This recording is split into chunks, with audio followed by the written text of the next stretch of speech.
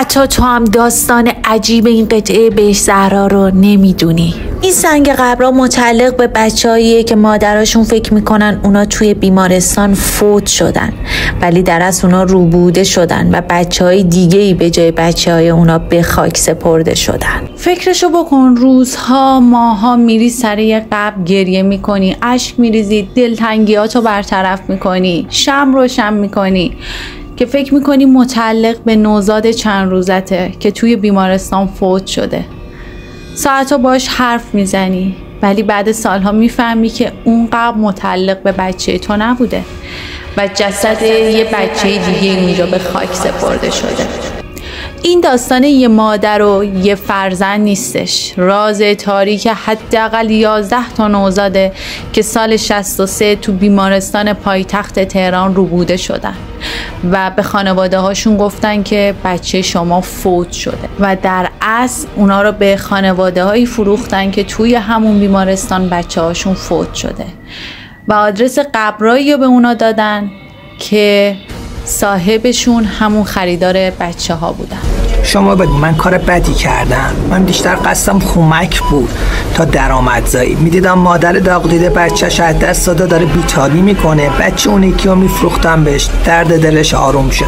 کلاً هم با 11 تا بچه این کارو کردم. ورود به این قطعه ممنوعه چون حس سنگین و عجیبی بهت میده و همین که بیشتر قبرها نشست کرده طوری که ممکنه فرو بریزه و بیشترشون سنگ لحدای داخلشون مشخصه. من شهرزادم و توی کانالم قراره برات قصه تعریف کنم، با این تفاوت که فقط قصه نمیگم، اینجا قراره واقعیتایی رو بهت بگم که هر لحظه ممکنه تو رو شوکه بکنه. اگه از این قبیل قصه ها دوست داری کانال منو سابسکرایب کن تا قسمت بعدی از دست ندی. راستی حالا که تا اینجا اومدی یه لایک هم بکن انرژی بگیرم. حالا بریم ادامه داستان. دی ماه سال 63 خانواده هاشمی بیقرار توی بیمارستان منتظر تولد اولین فرزندشون بودن. همه چیز خوب بود، ابوالفضل سعی و سالم به دنیا اومد. این گفته مامای مادر ابوالفضل بود که بچه شما کاملا سالمه. پرستارم تایید کرده بودن ولی اجازه ملاقات فرزند و مادر رو ندادن و گفتن بچه شما توی بخش جدا پیش بچه‌های دیگه بستری شده. به توصیه پزشکش همون روز مادر ابوالفضل مرخص شد، ولی بدون ابوالفضل. آقای هاشمی 3 روز متوالی میرفت بیمارستان، میومد خونه و هر بار میشنید که فرزندش سالمه، ولی ناگهان روز 3 بهش گفتن که ابوالفضل فوت شد. دلیلش هم نارسایی قلبی اعلام کردن. نه گواهی فوتی دادن، نه جسدی تحویل دادن، نه هیچی، فقط یه نشونه دادن. قطعه 93 گور شماره 39. آقای هاشمی باور نکرد، احساس میکنه این داستان یه بوایی میده. بهش گفتن که چون دیدیم حالتون خوب نیست خودمون اقدام کردیم و بچه رو به خاک سپردیم. آقای هاشمی نصف شب میره و قبر رو باز میکنه، میبینه که جسدی که اونجا خاک شده اصلا متعلق به بچه 3 روزه نیست، بچه مقدار استخونبندیش اصلا درشتره. مجدد میاد و شکایت میکنه. این بار شکایتش رد میشه و برای بار دوم میره پیش رئیس بهشت زهرا. اونجا متوجه میشه که توی اون قبر 2 تا بچه به خاک سپرده شدن. این بار شکایت میکنه و طبق شکایتی که میکنه قبر دوباره باز میشه، نبش قبر میکنن و مشخص میشه اونجا یه بچه خاک شده، بچه‌ای که 8 روز بعد از تولد ابوالفضل توی همون بیمارستان به دنیا اومده و اصلا طبق آزمایش‌های ژنتیک و دی ان ای مشخص میشه که اصلا این استخوان‌ها متعلق به ابوالفضل نیست و همونجور که آقای هاشمی خودش فهمیده بود برای بچه بزرگتریه. این بار آقای هاشمی میره بیمارستان و تولدای اون نیمه دوم سال در میاره. متوجه میشه که 8 روز بعد از تولد ابوالفضل بچه اونجا به دنیا اومده که فوت شده. فقط یه فامیلی ازشون داشته، ابوالحسنی. نه کد ملی، نه آدرسی، نه شماره تماسی. طبق حدسی که میزنه ابوالفضل رو به همین خانواده فروخته بودن. به همین خاطر هیچ نشونه ای نیست.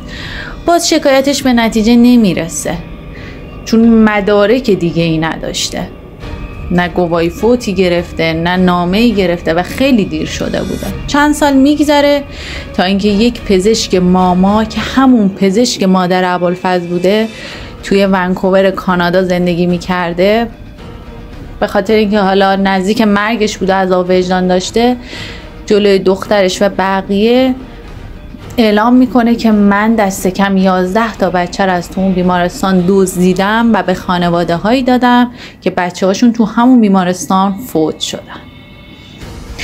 این بار دوباره آقای هاشمی میفته دنبال ابوالفضل، ولی هنوز بعد از 41 سال نتونسته هیچ نشونه ای ازش پیدا کنه.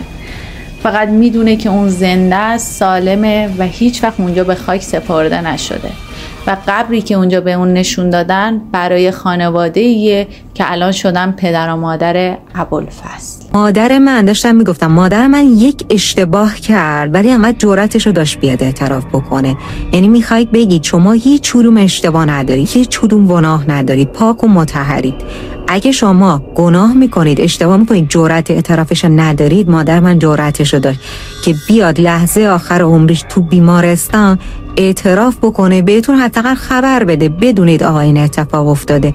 ولی دیگه اینم درست نیست اینم بهش حمله بکنید، اونم تو این سن که اسم منو با دوستم اشتباه میگیره. شما میخواید بیاد بهتون بگه که مثلا بچه رو به کی داده؟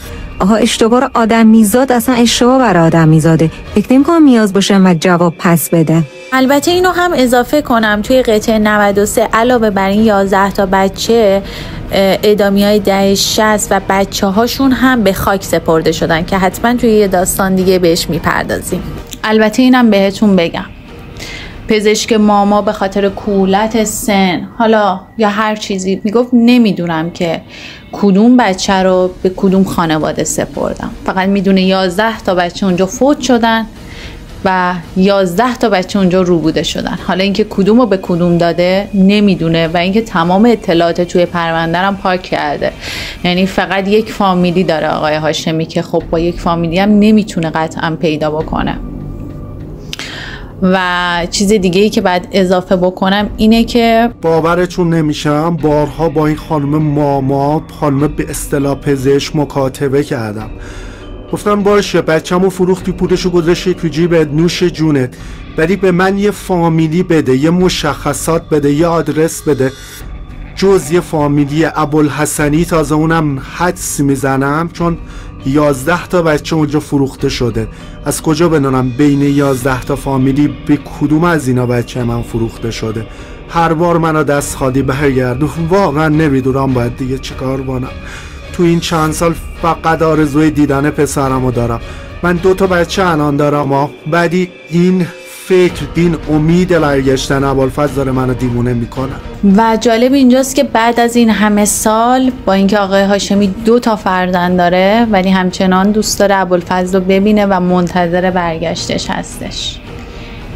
بچه‌هایی که نیمه دوم دی ماه 63 گم شدن و اصلا معلوم نیست جنسیتشون، یعنی ممکنه حتی دختر فوت شده به جاش پسر گذاشته باشن، یعنی پسر رو فروخته باشن. و جالب اینجاست که یک خبر دیگه هم بعد از اون در اومد که یک مادر بچهش اونجا فوت شد و پدر اون خانواده برای اینکه مادر مشکل داشته، مشکل روحی داشته و حالش بدتر نشه، بچه خریده از همین ماما، یعنی تو همون نیمه دوم 63 و جای بچه خودشون برده. یعنی یه بچه این وسط روبوده شده که حتی مادر هم نمیدونه اون بچه خودش نیستش. و حتی میشه گفت از این 11 تا شاید خیلی هاشون بودن که حتی با خبر نشدن بچهشون واقعا فوت نکرده، چون خبر خیلی بولد نشد، در نیومد.